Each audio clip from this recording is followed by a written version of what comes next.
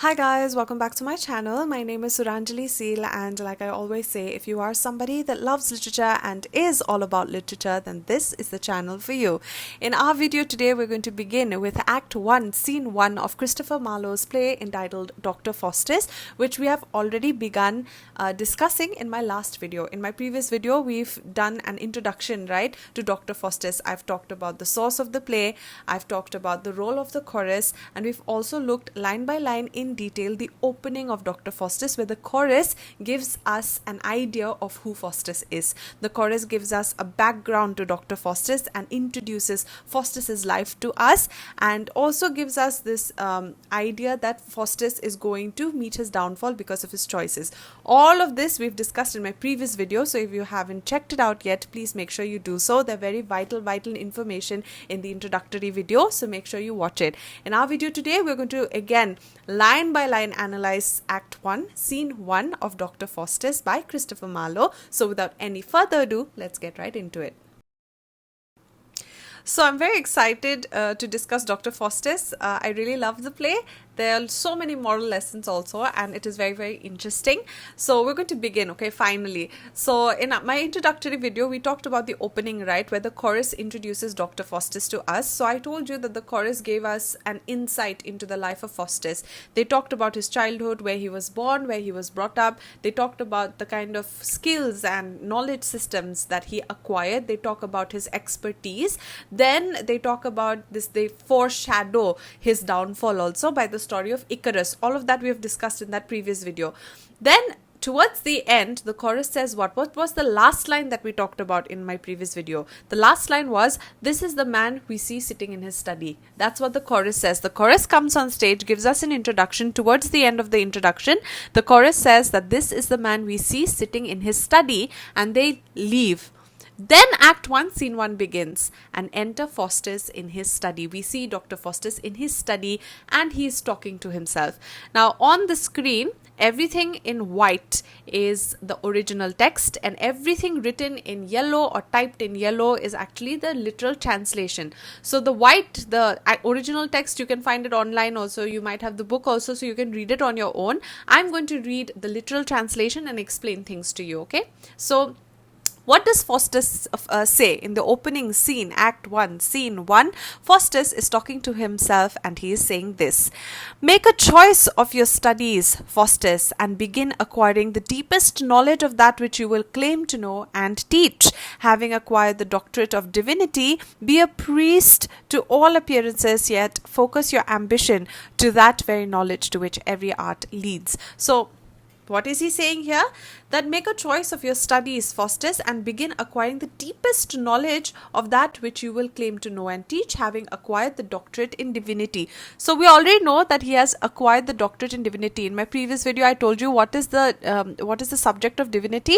You actually try to understand God and the working of the world, reality, the nature of God, the spiritual realm, right? The supernatural realm. So the study of God and the supernatural realm, the reality, divinity, this is the study of divinity. He has acquired doctorate in it, okay? And he is saying that make a choice of your studies, Faustus, and begin acquiring the deepest knowledge of that which you will claim to know and teach. That only if you have knowledge, then only you can teach, right? Like I'm teaching English, so I cannot just teach like that. I should have good and adept knowledge of English, then and then only can I teach you, right? So I have to know English in order to teach English. So in the same way, he's saying that you will claim to know and teach, you'll know and you teach people, right? You'll be talking about a particular subject, so acquire the deepest knowledge of that subject. You know, make a choice of your studies. You've already acquired the doctorate in divinity. You already have that tag. You have knowledge of divinity. Now you make a choice of such a study, you know, elaborate and expand your knowledge base, you know, acquire more knowledge and strengthen your knowledge base. That's what he's saying. So right at the get-go, in the first 4 lines, what do you understand? That Dr. Faustus is somebody who is hungry after knowledge. He has this hunger or quest for knowledge. We just have to figure out what kind of knowledge is he seeking, because knowledge can be both good and bad, right? Knowledge is both good and bad. So in the opening lines, he's saying that make a choice of your studies. You already have a doctorate in divinity. You acquire the deepest knowledge of that subject which you will claim to know and teach. So knowledge can be good and bad. We have to figure out, as the play goes on, we have to figure out what kind of knowledge is he talking about. So, live and die studying the works of Aristotle, sweet analytics, it is you that has put me under your spell. So, he's saying live and die studying the works of Aristotle. So far, it's a good thing. He's saying, I want to spend my life, studying Aristotle. I want to spend my life talking about analytics, about syllogism, about logic. This is what I want to talk about. Philosophy. I want to dive into the knowledge of philosophy. And it is analytics, logic, right? Logic, because Aristotle talks about logic. So he's saying logic, syllogism, analytics. This is what has captivated me. This is the body of knowledge that I want. Then he's saying, to argue, he's reading, from somewhere. This is a quote. This is what he's reading. To argue well is the end of logic. Okay, this is the quote. He's talking to himself. Then he says, to argue well is the end of logic. Then he says, is this true? If this is true, can this art not offer a greater miracle? Is this it? So, see, I'll just read this whole thing towards the end and you'll understand, what he's trying to say. To argue well is the end of logic. Is this true? Can this art not offer a greater miracle? Is this it? Then read no more, because you've already achieved that end. A greater subject fitteth Faustus's wit. A greater subject fitteth Faustus's wit. Let me bid farewell to metaphysical philosophy and bid welcome to the study of medicine in view of the following dictum. We can see his greed, we can see his lust for power, and we can see his hunger for more. Okay, how?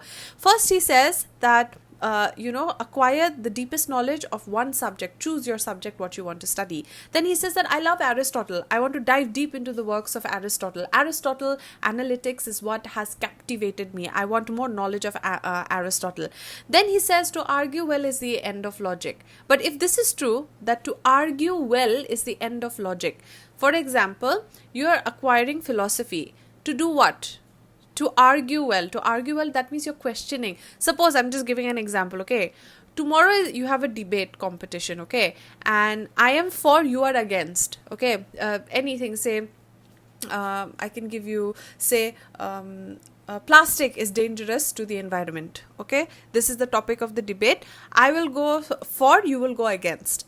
Now you'll study the whole night, you'll study, and tomorrow you come to the debate. We have the debate competition and you win, okay? Suppose you win or I win, whatever. Now after that debate competition, what will you do with the knowledge that you have gained? You will say, to argue well, that is, in order for the debate, to win in the debate, I already studied, so now I know what the debate is about. I've already won the competition. So now what do I do? It's like you have already met your end, right? What is your target that you want to what is your target that you want to win the competition? Now you've already won the competition. After that, what? So what Faustus is trying to say here is, why have I studied philosophy? Why have I studied logic? In order to argue well. And people say to argue well is the end of logic. That is, you study logic to argue well. If this is true, then I should not study anymore, read no more, because you have already achieved that end. I already know all the knowledge systems. I can debate well, I can argue well. In my introduction, remember we talked about the fact that he can argue well and he gets into debates and discussions with his people.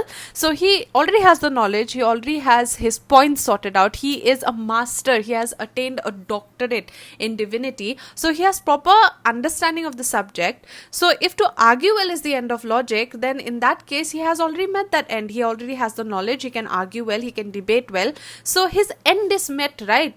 So he says, a greater subject fitted Faustus's wit. That is, there's a greater subject that is fit for me.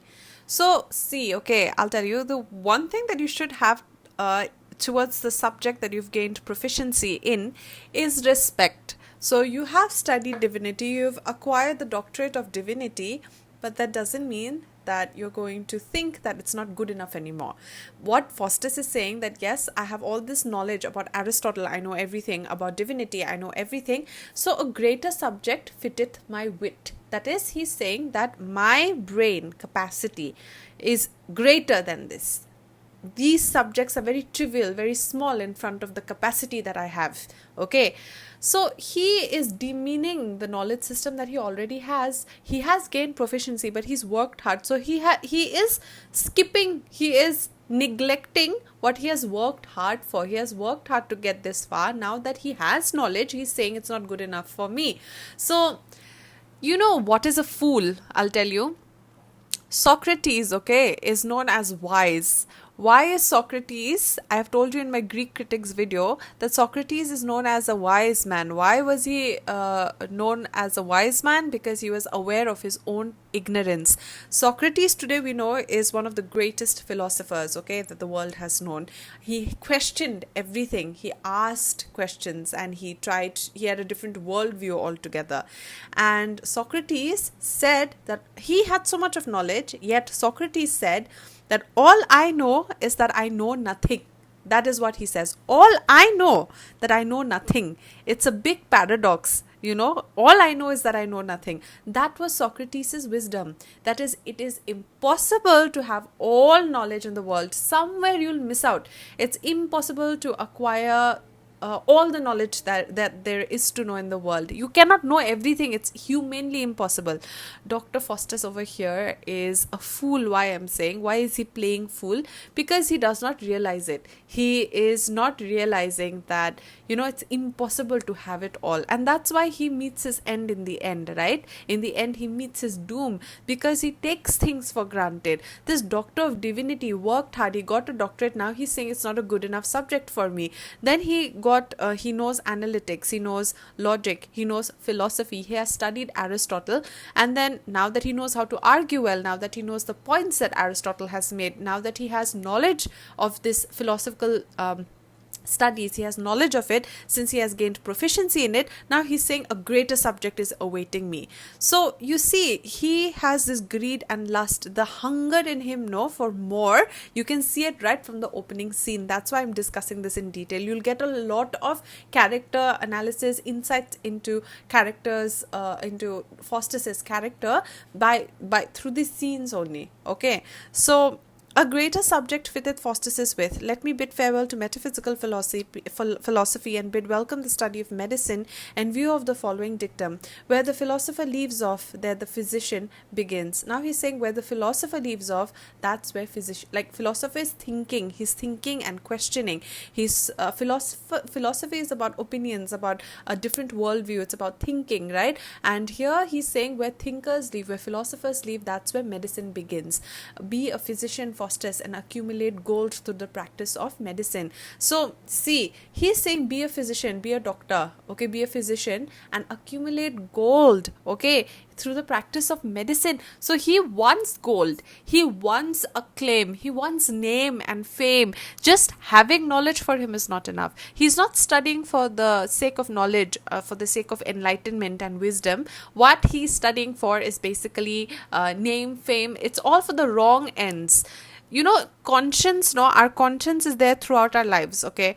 That little voice in your mind or in your heart that will tell you that do not do this is your conscience working. And it is a given for all human beings that even for a split second we have that conscience working. So always think or look before you leap. We say that, right? That looking before leaping is actually your brain, your mind, your conscience working. So for his case also, his mind wants more, and that's where the good and evil angel will come. You'll see his conscience will come, because now he is going or steering himself towards the bad ends. It's not that he's studying medicine to help people out. That should be your first priority as a doctor, as a physician, that you're going to help people out. But he's saying accumulate gold through the practice of medicine and be immortalized for some wondrous cure.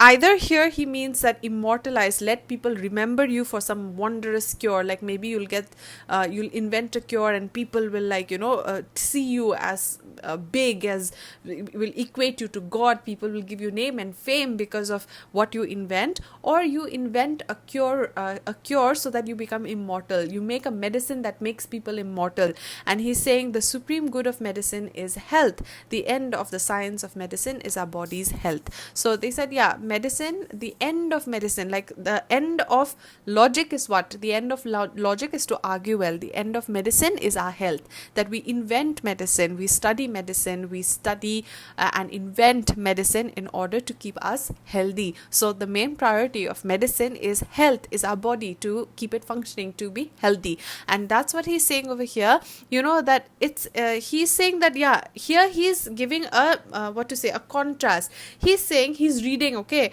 the supreme good of medicine is health, the end of science of medicine is our body's health. But to Dr. Faustus, just before reading this, what did he say?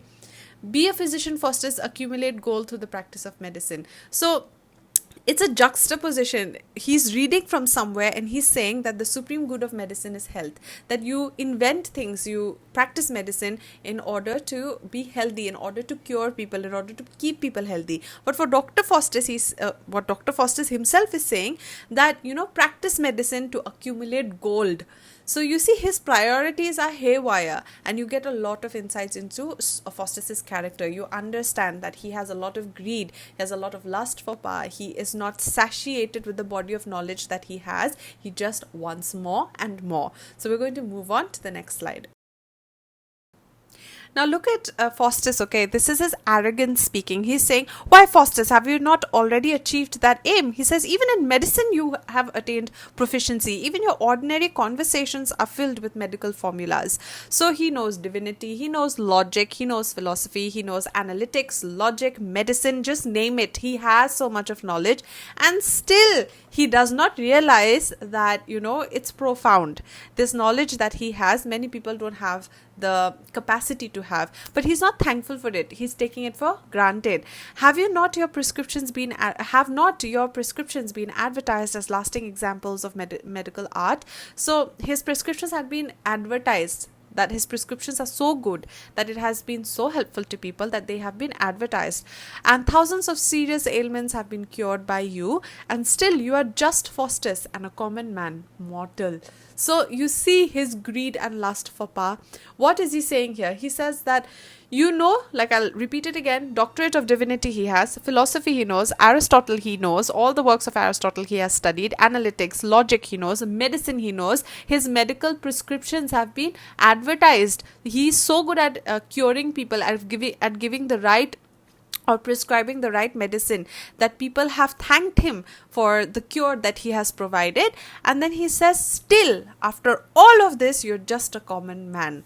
So you see, he wants name and fame, he wants power. It's not that he's satiated with what he has. Like I said, he's not satisfied at all. So you have a doctorate, okay, you're curing people see you with esteem, they regard you with esteem. That's not enough for him. He wants name, fame and power.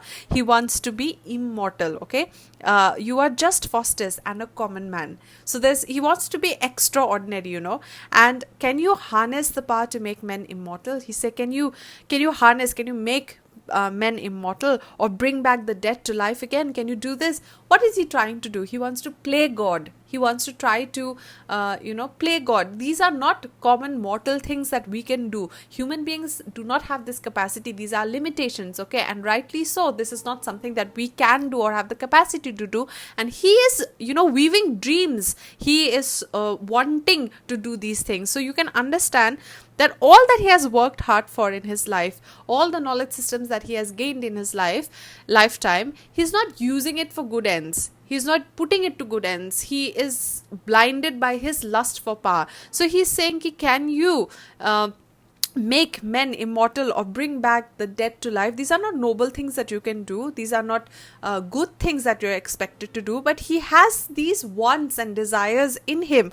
If you could, then only would this profession be valued. Medicine, farewell. Let me look at Justinian's treatise. So he's saying that only if medicine could do all this, if medicine could make people immortal, if medicine could bring back the dead to life, then only would he be valued. Then only would this subject be valued. But curing people, helping people is not a small thing. He's taking it for granted. You are curing somebody, helping somebody, okay? if you are born, the truth is that you're going to die. That's the truth about life. Once born, you are going to die. This is, men are mortal, okay? Man is mortal, and he is defying that. He wants to play with nature. He wants to play with the nature of things, and he's saying that only if medicine could make people immortal, only if medicine could bring back the dead to life again, then only would medicine be worth studying. And that's where he's wrong. That's where he's wrong. In his lifetime, he has helped people. He's not seeing the good. He's not seeing how his medicines have helped people. He's not seeing what he has achieved, or he's not seeing how he's aiding the society. He is self-absorbed and self-obsessed, and he is wanting more and more, which will bring about his doom, as we will see. So if you could, then only would this profession be valued. Medicine, farewell. Let me look at Justinian's treatise. Then he reads. He's saying that I'll look at Justinian's treatise, and then he reads, okay, from the treatise. If one and the same thing is given to two persons, one shall have the thing and the other the value of the thing. A father cannot disinherit the son unless, why is he reading these treatises? You see, okay, suppose on stage, and suppose Dr. Faustus you're seeing on stage, you're seeing him with books. Aristotle, no. Then he'll take out his book of divinity. No, divinity also I'm done. Again, he'll take out his book on Justinian, and he's like, no, this also I'm done. Again, he's taking out his book on medicine. And you can see the way the actor will be acting, you can see that restlessness in him. He's not satisfied with life. Such is the subject of the book entitled Institutes, which deals with the universal principles of law. So, you understand, he knows things, but he's taking all of that for granted. He just wants more. The study fits a mercenary drudge. He says Justinian's treatise, right? This law, study of law, and all of these things fits a mercenary drudge. The study fits a mercenary drudge, that anyone can read it. Mercenary drudge here would be somebody who would work laboriously in exchange for wages. So you can equate that to slavery, or a slave, that it fits a slave who aims at nothing but external trash, to servile and liberal for me. So he's saying that, I just don't want it for I just don't want to study so that I just get wages, or I just get money, like you study, you get a job, you get money, okay, you work for it. So he's saying that that's not what I want to, okay, it's too servile and illiberal for me. This is not what I want. I want greatness. I just don't want to do work, and I just don't want to get wages, or I just don't want to study laboriously and not achieve anything. He has achieved so much, and still he's taking that for granted. He does not realize it. He wants more, okay. When all is done, divinity is best. Jerome's Bible, Faustus view it well. So he's saying when all is done, divinity is best. He says the nature of God and supernatural things, when all is done, divinity is best. Now he's going to talk about divinity also. What does he think about divinity? We're going to look at it in the next slide. So Dr. Faustus is going to talk about divinity now, and it is the subject in which he attained a doctorate in. So this is his field. This is where he gained expertise, and just see what he says about his own subject, okay, which he has worked hard to gain a doctorate in. So he has spent considerable amount of time and years he spent to attain a doctorate in this subject, and this is his view on his subject, okay. The wages of sin is death. Since divinity, I told you, is the study of God and supernatural, the nature of religion, basically theology. I told you in my previous video, divinity is theology. So he is talking about such a subject. So this is what is, he takes out another book on divinity, opens it, and he starts reading, okay. And what is written there? Since it's concerning religion, it says the wages of sin is death. Okay, that if you sin, then the reward that you get, or the wages, the money, or the payment that you get in return for sinning is death. Okay, so he says the reward of sin is death. That's hard. So he says that if we say that we have no sin, we deceive ourselves. So see, we are born, okay, in our life, and then according to theology, if you sin, then if one sins, then one dies, because that's the payment you get for sinning, okay, that's the reward you get for sinning. If you commit a crime, if you sin, then in return you're going to suffer, okay. What he's saying here, if we say that we have no sin, if human beings, you, me, everyone, say that we have never sinned, then we deceive ourselves, and there's no truth in us. One time or the other we might have had bad thoughts, we might have had dark thoughts, we might have sinned, we might have made mistakes. So they're saying that why then believe that we must sin and so consequently die? So he says that we cannot just say that we have never sinned, that we all are saints, right? He's saying that we have no sin. If we say that we have no sin, we deceive ourselves. It's not the truth, and there's no truth in it. Why then be like we must sin and so consequently die? So why do we have to sin and then die because of it? Because everybody does it. Everybody has sinned or made mistakes, or even you must have yelled at somebody that you should not have yelled at. Okay, you raised your voice at somebody you shouldn't have yelled at. You must have been rude to somebody that you haven't you shouldn't have been rude to. So that's also sinning, right? You're doing something which you're not supposed to do. So you have sinned. So consequently, why do we have to believe it? Everybody is doing it. So why do we have to believe? So you see his arrogance. It's not like you learn from the scriptures. It's not like you try to be a better human being. What is the point of all of these scriptures? What is the point that when we are taught that do not sin, when we are taught that do not be hateful, do not speak ill of others, do not see no evil, speak no evil, hear no evil, treat people with respect, treat people with kindness. When people say this to us, you cannot 24/7 be kind, right? You be very practical. 24/7, no, you try to be bad. That's the point. You try to be a better human being. You learn from this and try to incorporate in your life. You'll make mistakes. Again and again, you'll make mistakes. That's a given as a human being. That's what we do. But we have to learn from the mistakes, right? And better ourselves. That's the point of such quotes, that the wages of sin is death. So it's not that you just stop sinning, or you should, if you can, stop sinning, but it's difficult. You have to understand that it's not literal. Here you're trying to give a teaching that always better yourself, always try, even if you make mistakes, learn from your mistakes, try to be a better human being, look with kindness and love to others, treat others kindly, treat others respectfully.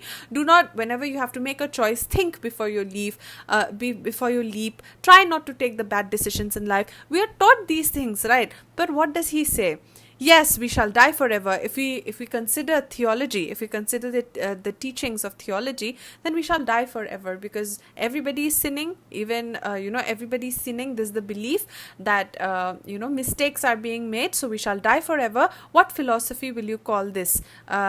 Que sera sera. Okay, that's the quote I've given here. What philosophy will you call this? That we'll die forever. Human beings will be born, and death is inevitable. It will come. Okay, so his focus is not on the natural order of things. Natural order of things is what? Once one living being is born, you're going towards death inevitably, right? And you don't know what's going to happen next. That's the truth about life. We do not have control over what comes next. But he's aiming at something unnatural as in he's thinking about immortality. He's thinking about, yes, sinning, and if you sin, you're going to die. That's what people say. So what if I become immortal? What if I devise ways in which I can command the world? What if I devise ways in which I can become immortal? His thought process is not on a straight line, not on a linear path. His thought process is actually curving towards the bad, and that's why he meets his doom in the end, we all know. So he's saying that what philosophy will you call this? Que sera sera. We know this is a very famous quote, okay? Que sera sera. The phrase que sera sera, or the slightly altered what does this mean? Is a well-known expression that means whatever will be, will be. We say no, we don't have any control over our lives. We don't have control over tomorrow. Like we say, whatever will happen, will happen. That's the truth about life, right? And it implies a resignation to fate, accepting that future events are beyond one's control. So he's talking about theology, he's talking about religion, he's talking about his subject, divinity, and he's saying that what has it taught me? It has taught me that if like to sin is to get payment in the form of death. Okay, he's saying if we say that we haven't sinned, then it's a lie. Then everybody has sinned at one point or the other, so we are all going towards death. So what philosophy is this? That whatever will be, will be. Should I just resign to my fate? Like should I just give up and just like resign to fate that yes, whatever life. What he wants to do is he wants to take control of his life. He wants to take control of his fate. He wants to become immortal. He wants to control what happens in his life. Truth about human life is we have no control whatsoever. I always say this, okay, in my one other video also I have told you, just imagine this is the ball of life, we call Earth. So just imagine yourself floating above Earth. Can you see how minuscule we are in comparison to space. If you see us, this is the ball of life we call Earth. And imagine you're just standing above Earth in space. You're standing up and you're looking down at Earth. Does it make sense? Does our laws and institutes, the way we live life, make sense? And you look around you at vast space. You look at the expanding space. It's so scary. You don't know what's going to happen tomorrow. And we all take pride, right, in our lives that we have achieved this, we have achieved that. The moment you're just put above the earth, right, all your achievements actually, personally, maybe they do count, maybe it's a big deal, but they don't usually make sense just above the earth. When you look around space, we realize how insignificant we are. We don't even know what space is yet, how, what's the farthest end, or maybe where space is leading, where are we going, what's going to happen tomorrow, we do not know. And here Dr. Faustus is saying that, should I just surrender to that? Should I just surrender to my fate? Should I just surrender to whatever will happen will happen? Should I just surrender to that belief? So he wants control. He wants to be in control. He wants power. And all this hunger that's in him of wanting more, no, is reflective. If you write answers, you have to write it like this, that how will you write your answers? Dr. Faustus is right from the opening act, okay? He is seen as, for a character sketch, you can say that he is seen as somebody who has hunger for power. He is somebody who has a lust for more, a power. He does not settle with the unknown in life. He wants control over his life. That is why we see him in Act 1 glancing through books from different subjects like philosophy, like divinity, like medicine, and he is not satiated with any. And then you can quote that this is what he says, this is what he says. You can quote some lines, and this is proof of the fact that Dr. Faustus has made up his mind that he wants more, and that's partly the reason why he meets his downfall. So something like that, you can make up an answer. So let's continue. What will be shall be. Divinity, adieu. So he says that I don't believe in this fate, whatever will be shall be and all this. I don't believe. Divinity, adieu. So he's even neglecting his own subject, which he gained proficiency in. These metaphysics of magicians and necromantic books are heavenly. So he's saying, now this is the main part, he's saying necromantic books are heavenly. So he's saying lines, circles, scenes, letters and characters, magic, necromancy, right? These are those that Faustus most desires. So now he wants to dabble in the occult. He wants to play God. He wants more power. So, oh, what a world of profit and delight, of power, of honor, of omnipotence. What is omnipotence? The quality of having unlimited power, of very great power. Who do we use the word omnipotence for? God. God's omnipotence, that he has great unlimited power. God has omnipotence. God is omnipotent. So God's omnipotence means that God has unlimited power. And here he's saying, if I study necromancy, I'm going to have power, I'm going to have honor, and I'll be omnipotent. Okay, so it's promised to the studious artisan that whoever studies necromancy and all of this is his belief. We see that towards the end he meets his downfall. This is the belief he has, that whoever studies this is promised studious artisan, which is promised, all of these good things, great things are promised to the whoever studies necromancy. And we see towards the end that is not true, right? He meets his doom. All things that move between the quiet poles, everything between the quiet poles, right? That is North Pole and South Pole, everything in between, right? He wants to have control over. Emperors and kings and merely obey in their respective domains. He said emperors and kings, they have this special kingdoms, they have their domains, their localities, their areas, where they function. Kings have their own kingdoms, right? This kingdom and that kingdom are separate. But he's saying, if I master magic, if I master necromancy, if I have that much power, then everything in this world from the North Pole to the South Pole will be my domain. I will not be like kings and emperors who have their separate kingdoms. The whole world will be mine. Okay, that's what he's believing. Nor can they raise the wind nor rend the clouds, but this his dominion that exceeds in this. He's saying they cannot raise winds, okay? They cannot rend the clouds, move the clouds. No, I will have the power to do all of that. But one who excels in magic can extend his rule as far as the mind of a man can go. Here, Faustus, exhaust your brain to gain superhuman power. So character sketch done. What is in this one monologue, okay, in the beginning of Dr. Faustus, what do we know about Faustus? That he is hungry for more power. And here too he's saying that exhaust your brain. He already has so much knowledge. He wants more knowledge. He wants more power. And he's saying exhaust your brain, to become superhuman, to gain superhuman power. So this is the character of Dr. Faustus. We're going to move on further. Now I have left out a little part, okay. After this, Wagner comes, okay. Wagner is Dr. Faustus. Wagner enters Dr. Faustus' study. This is a character. Wagner enters, and Dr. Faustus says that you request his friends. Dr. Faustus has friends, okay, Valdes and Cornelius, to come and meet him. And Wagner leaves. This is a very small part. You can read it on your own. Wagner enters, and Dr. Faustus says, please tell my friends Valdes and Cornelius to come and meet me. Okay, we're going to continue from there. Now comes the most famous parts and one of the most important parts of Dr. Faustus, which is the entry of the good and the bad angel. Okay, so the good angel and the evil angel, they appear to Faustus, and this is what they say. The good angel tells Faustus, "O Faustus, lay that damned book aside and gaze not upon it, lest it tempt thy soul and bring God's furious anger down upon your head." So read the scriptures. The book of magic that you are holding is unholy, is blasphemous.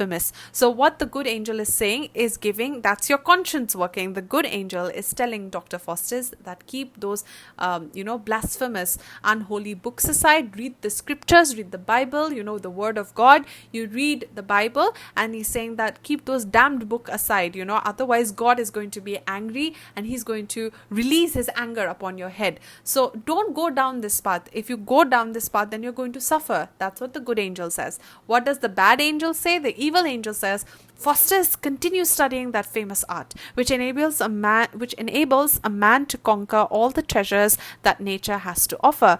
Be on earth as God is in the sky. Be the Lord and commander of this world. So the evil angel is kind of pushing him onward. The evil angel is saying that keep reading those books. It's okay. You read that famous art, that famous body of knowledge you read, which enables a man to conquer all the treasures that nature has to offer. You can conquer the world. Everything that the world has to offer, you can get it all. And he's saying, be on earth as God is in the sky. Here they're saying, be thou on earth as Jove is in the sky. Jove is Jupiter, okay. Jove is a god, okay, is considered as a god.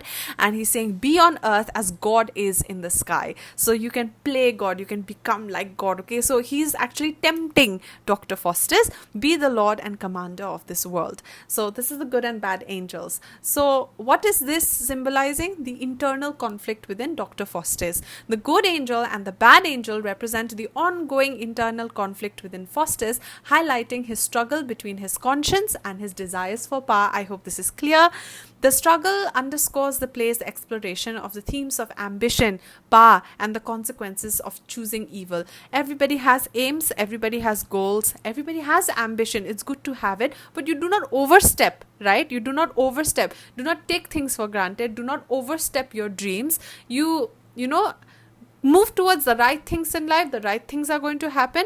And here the play is going to depict the consequences of choosing evil.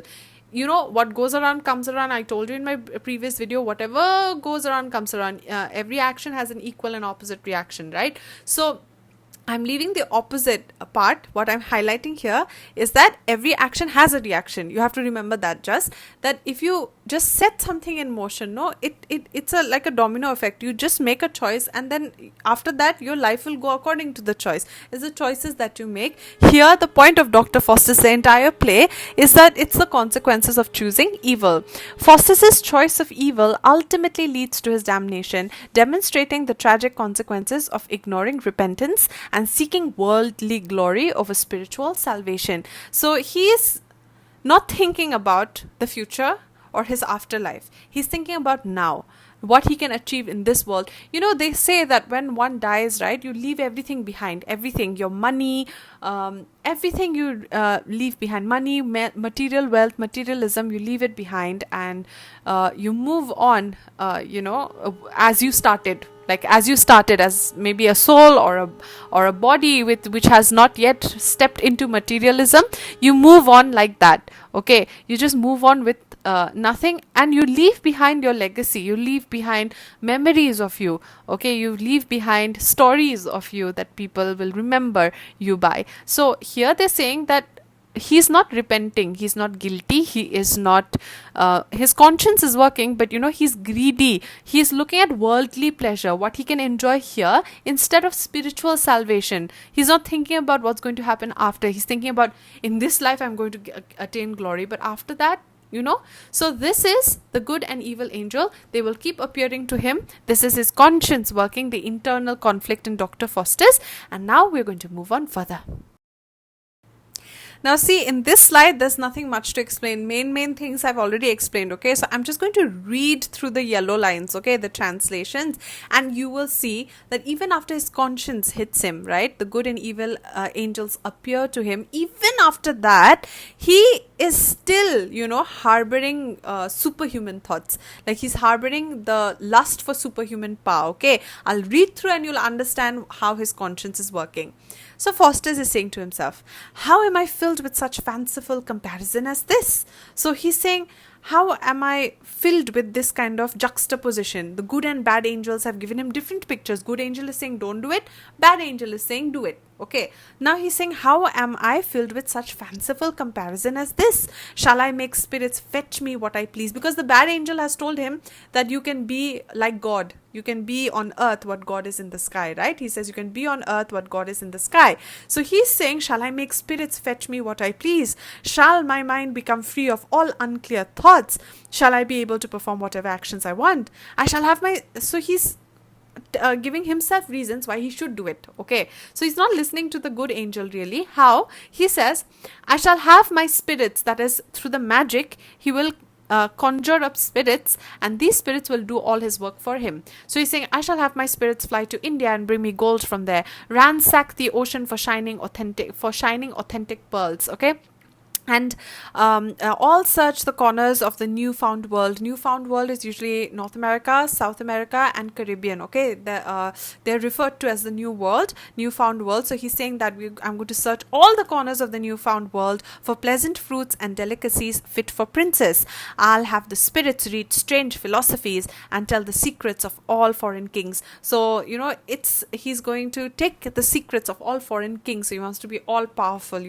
I shall have the spirits wall all Germany with brass and change the course of the swift Rhine River so that it circles Württemberg. So it circles Württemberg is where he had lived. The reference is in my previous video. You can check it out.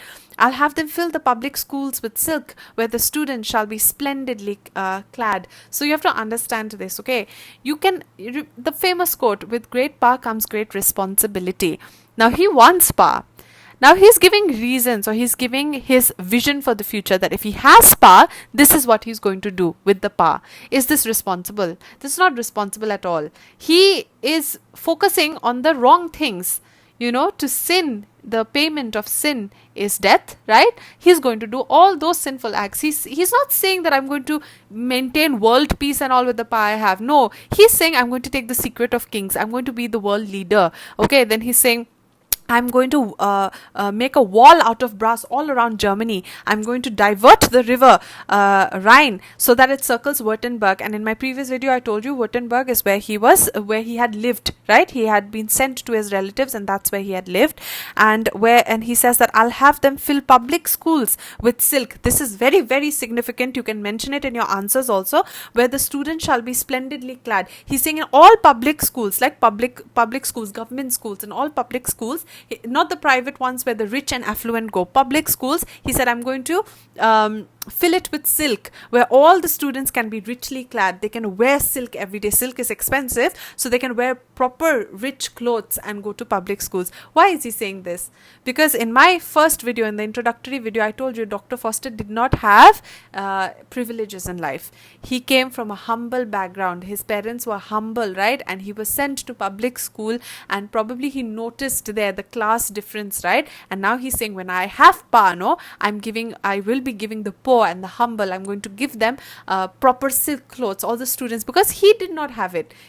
There are chances that he did not have the privileges at that time when he was small, and now he's saying, when I will gain power, I'm going to flood these public schools with silk. I will raise an army with the wealth the spirits bring me, and use them to drive out the Prince of Parma from our land, and reign sole king of all provinces. So he's greedy. He wants to be the sole king of all provinces. I'll use magic to invent strange machines to be used in war. So do you see, are these noble ends? Are these noble focuses? Are these noble things that he's going to focus on? No, he's focusing on himself. He's self-absorbed and self-obsessed, and he says that better than the fiery ship, this is than was the fiery keel at Antwerp's bridge. This is the reference, okay, that I'll make a machine better than the fiery ship that destroyed the bridge of boats built by Parma over the river Schled to complete his blockade of Antwerp. That is, he's going to be unstoppable.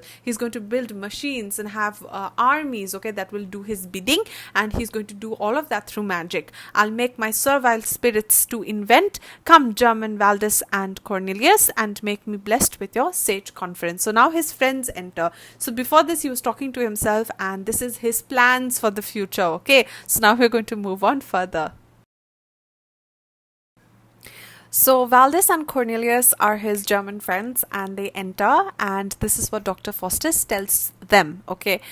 Know that your words have won me at the last to practice magic and concealed art. So we are given an idea. He's telling them that your words have won me. You have convinced me that I should practice these dark arts. So we get to know that it's his friends that have given him the idea. His friends have suggested that he should dabble in these dark arts, and he says that you have convinced me. Your words have won me at the last to practice magic and concealed arts. Now, let's just look at whatever is written in yellow. My mind is obsessed with the ideas of mastering necromantic skills. Philosophy is unpleasant and obscure, vague. Both law and medicine are for petty wits. Divinity is even worse than the three, because divinity actually talks about rights, wrongs also, right? When you're talking about religion, the teachings of religion, the nature of religion, then you'll talk about its teachings also. You're going to talk about the thinking, right? Like what it teaches. So like he said that the wages for sin is death. So he wants to go beyond that. He wants to be all powerful. So he doesn't like that teaching. He's saying divinity is even worse. Why? Because divinity actually touches your conscience. If religion is there, if you have any kind of principle, values, anything, okay, in life, if you have a humane quality, your conscience will always be hit. What is right and what is wrong will always be hit. I'm not just talking about religion, don't take me literally. I'm talking about in life. If you have values, like love is a value, kindness is a value, helping others is a value, respect is a value. All of these things, you give respect, you take respect. You give love, you get love. You treat people with kindness, people will treat you with kindness, like that. It's how you conduct yourself in day-to-day lives, the choices that you make. That's what, your conscience is always at play. Should I do it? Should I not do it? And that's why he is rejecting everything that makes sense. He is rejecting philosophy. He is rejecting law and medicine also. He says no. Anything that has to do with order, law and medicine. Medicine, why? Because it's not giving him superhuman power. Law, why? Because law and order he does not agree with. Divinity is worse because it plays on the conscience. He's saying that all of these things that he has worked hard to gain, right? Philosophy, divinity, all of these knowledge systems, he says, is not making him a great man. He's still just Faustus, and that's what is pricking him. He wants more. He wants to be put in a godlike stature because of what he knows, but we all know that that's not possible. And we're even for a brief while in Dr. Faustus, when we see him getting all that he wants in life, towards the end we see, right, that he's dragged away to his doom. So we're going to look at all of that as well. He's saying divinity is even worse than the three: unpleasant, harsh, contemptible, and vile. It's magic, and magic only, that has possessed my mind and heart. So he has made up his mind that he wants to master magic. And that also not the right kind, the dark kind, okay? Therefore, dear friends, help me in mastering magic. I have with my concise syllogism, logical arguments. Syllogism is arguments, right? So syllogism is logical arguments, baffled the pastors of the German church. I have made the most promising students of the University of Wittenberg come in crowds to hear me discuss logic and science. Just like the spirits in hell crowded eagerly around, here see, O sweet Musaeus, which when he came to hell, he had come to hell and he had sung and everybody gathered to listen to him. So he's saying just like the spirits in hell crowded eagerly around Musaeus when he came to hell, will be I shall be as skillful and reputed as the magician Agrippa, who was skilled in necromancy, who commanded the respect of all Europe. So he's saying that I'm good at syllogism. I have baffled the pastors of the German church, like to argue well, right, is the end of logic. So through logic, he has baffled the German church. He has argued well. He said, I have made I've trained promising students from the University of Wittenberg, and those students have come to me in crowds. They've swarmed to me, swarm of flies, we say, in crowds, they have all come to me to hear me discuss logic and science, but now I want more. So he's not satiated, like I said, he just wants more, and always greed will always backfire someday or the other. So this is the part where he is talking to his friends. Now we have to understand the role of his friends also. Valdes and Cornelius, now we know, were the first ones who actually, who is a friend? I'll tell you, if your friend is doing something wrong, so you have to go and correct your friend, right? You have to say that, no, don't do this. If you see a friend, that's a real friend. If you see somebody doing something wrong and you say, don't do this, it will be bad for you, then that person is your real friend. But here we've understood the character of Faustus, right? When we listen to Valdes and Cornelius, we'll in the next two slides, which are the last slides, you will see their character also. You'll be given a glimpse into what they think, and how, if you have bad influence and if somebody is pushing you towards the wrong stuff, how it is even more difficult to listen to your conscience, because Valdes and Cornelius are going to support Faustus, and we're going to see just that. So what does Valdes say? Valdes says that, Faustus, these books, thy wit and our experience, that is, these books that we have, your wit, your knowledge, and our experience, shall make all nations canonize us, that is, raise us to sainthood. All nations will canonize us. Be always serviceable to us three.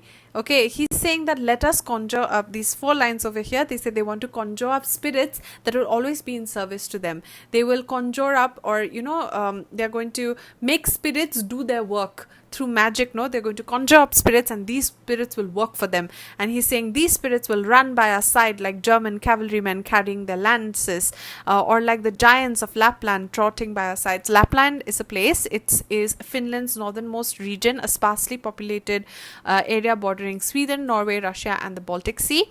Okay, so this area in Lapland, there are myths and legends that giants are there. So the myths and legends of giants being there. So he's saying like the giants of Lapland trotting by our side. So we are going to have German, like these spirits will be like the giants, like our bodyguards, so to say, giants of Lapland by our sides, and these spirits will run by our side like German cavalrymen carrying their lances. You see those lances, cavalrymen, German soldiers carrying their lances. You say our spirits are going to be like that. They're going to be like our army, and like giants, they're going to be our bodyguards. Okay, so he's saying sometimes like women or unwedded maids, shadowing more beauty in the airy brows than have the white breasts of the Queen of Love. So they said sometimes they might be women for us, so that we can use them for our desires, for our material and physical desires. They will be doing all of these work for us, not just be our bodyguards, but also sometimes they can be maids and maidens and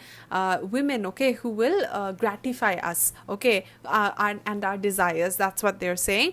Then they said these spirits from Venice, the spirit shall drag huge cargoes, treasure ships. So it's like they're going to be at our bidding. They're going to do our bidding. They're going to be at our service. These spirits are going to do our work. So they're going to be our bodyguards. They're going to be sometimes they're going to play on our desires and gratify our desires. They may be as women, sometimes like women or unwedded maids, they're going to be at our they will be for us, with us, gratifying our desires.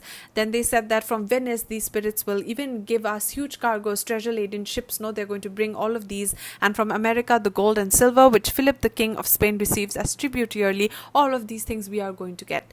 So what Valdes is doing is just pushing Faustus, feeding into his whims and fancies, into his desires. Valdes, if he would have been a good friend, would have stopped him from doing anything wrong, but he rather is, pushing Faustus towards doing the wrong thing. So what does that tell us about Valdes? That Valdes is also self-absorbed. He's not just thinking, like he's saying these books, thy wit and our experience, will canonize us.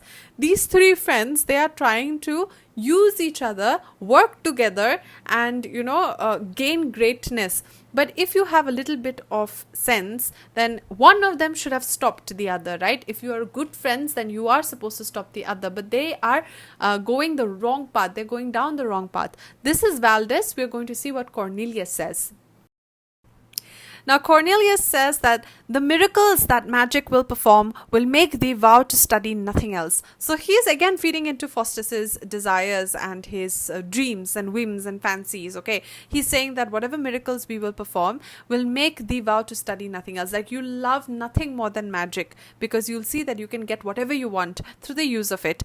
He that is grounded in astrology, enriched with tongues, well seen in minerals, hath all the principles magic does require. He says you have everything, all the magic, all that you need to study magic, all the qualities are in you. Then doubt not Faustus, but to be renowned and more frequented for this mystery than heretofore the Delphian oracle. He says you'll be better and greater than the oracle at Delphi. I've talked about who the Delphian oracle is in my Aristotle video and my Socrates video also, so make sure you watch that. So you'll be greater than the oracle at Delphi.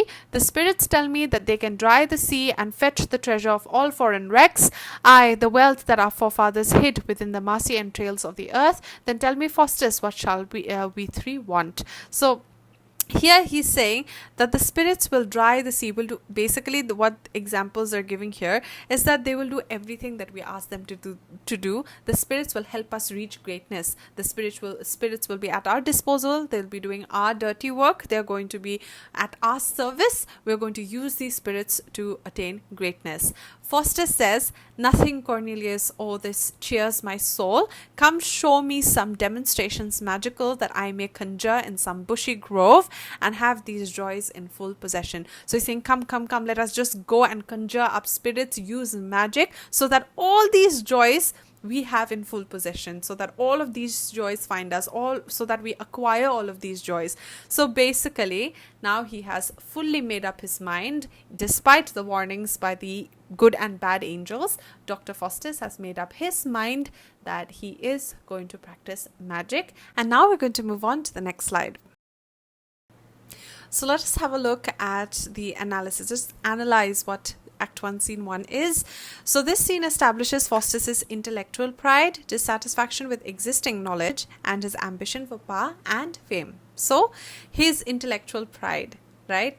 That is, he's very proud of what his achievements are, and his dissatisfaction with existing knowledge. The body of knowledge that he has acquired and he sees around him is just not sufficient. He wants superhuman knowledge so that he gets superhuman power, and his ambition for power and fame.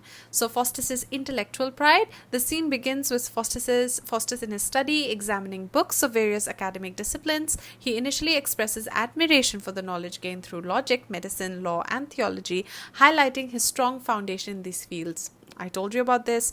Dissatisfaction with traditional learning. However, Faustus quickly becomes disillusioned with these traditional subjects, finding them insufficient to fulfill his ambition for grander knowledge and power. He declares that he has mastered logic and medicine, finding them ultimately unfulfilling. Law is dismissed as trivial, theology as focused on sin and its consequences, which he finds too difficult to face. Of course, it is difficult for him to digest all of this because it plays on his conscience, right? I told you this. Rejection of traditional authority. By dismissing these established fields of learning, Faustus rejects the authority of the traditional scholarship and the established order. He is seeking a path beyond what is considered acceptable or traditional, leading him to black magic. So, rejection of traditional authority is that Faustus rejects authority of the scholarship and the established order, like the laws. He wants to go superseded. I told you, he does not want he does not want a world order where it's not him ruling. Like law, he's rejecting it because he wants more power. Certain things bar him from doing certain things, right? And he's also the established order, like he's questioning everything. For example, that part where I told you it's very important, he says that the reward of sin is death. So that's the established order, the natural order of things. I told you while explaining also that that's a natural order of things, and he wants to go beyond that. That is why this is difficult for him to digest. That is why theology is difficult for him to digest, because his conscience is at play. He wants superhuman power, but the natural order of things is otherwise, right? And he's not being able to digest it. So he is seeking a path beyond what is considered acceptable or traditional. He wants to rule, he wants to control, he wants to know what is going to happen next, he wants to have it all. Okay, and you know that no human being can have it all. Somewhere or the other, like we leave things, we miss out on things. Even knowledge also we miss out on so much. It's not possible to know everything, to have everything, to it's just to have everything also is greed. Like he wants to have everything. That's greed. It's impossible for a human being to have a lot. And we also know that when you want something, it just grows. Wants grow. There's no satiating want. Like if you want something today, once you have it, tomorrow you'll want something else. So for him, it's greed. Once that surpasses a limit, it's greed, that you want more and more and more and more. That's what Dr. Faustus wants, leading him to black magic. Okay, that's why he goes down the wrong path, because he's focusing on the wrong things. So the appeal of black magic. Faustus is drawn to the allure of black magic, seeing it as a means to achieve immense power, knowledge, and worldly fame. He is fascinated by the potential for control over nature and ability to conjure spirits, but we know that this is going to lead to his downfall, okay, because it's a wrong decision. The role of God, good and evil angels, I've already talked about this. Valdes and Cornelius. Faustus calls upon his friends, two experts in magic, to help him. Their arrival solidifies his decision to pursue black magic, and they offer to guide him in his practice. So I told you, like acquaintances matter, who you acquaint yourself with. Birds of a feather flock together. So if the flock is, if one bird is bad, then the other bird should correct the bird. But no, you're one set of minds, one kind of birds, one flock of birds flocking together. So basically you have no one to stop you. You have the similar mindset going forward, right? So it just solidifies more strongly his decision to practice the occult. Okay, so Faustus is eager to begin his journey into black magic, demonstrating his insatiable curiosity and ambition. He is willing to explore a dangerous and forbidden knowledge in his pursuit of power and fame, which is going to lead to his downfall again. So setting the stage for the tragedy, the scene sets the stage for Faustus's tragic downfall, his pursuit of power and knowledge through black magic. Okay, this I've already explained, combined with his rejection of traditional values, leads to his eventual pact with the devil and his eternal damnation. So I said, this first scene, this is a very long video for one scene, right? It's like one class almost, or two classes, right? But it is very, very important. Why is it important? Because in this one scene, you get the whole character of Faustus.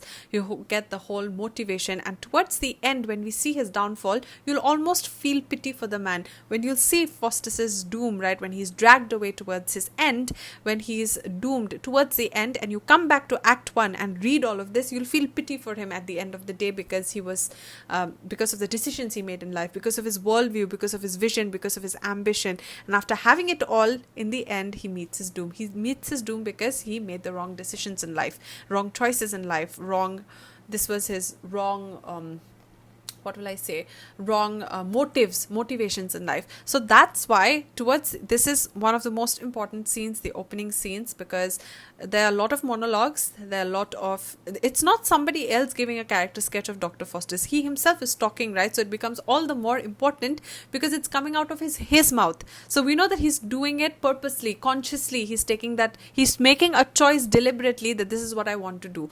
So where that choice leads becomes all the more, all the more interesting to watch, because it's him doing all of it. There's no external force, The external forces are the good and evil angels, which are his conscience speaking that do it or don't do it. But the choice is his, no? So this is Dr. Faustus, Act 1, Scene 1. From Act 1, Scene 2 onwards, I'll move on faster, okay? This is a basic grounding of Dr. Faustus. From Scene 2 onwards, I'll go faster with the text. You'll understand it better now because we've completed this.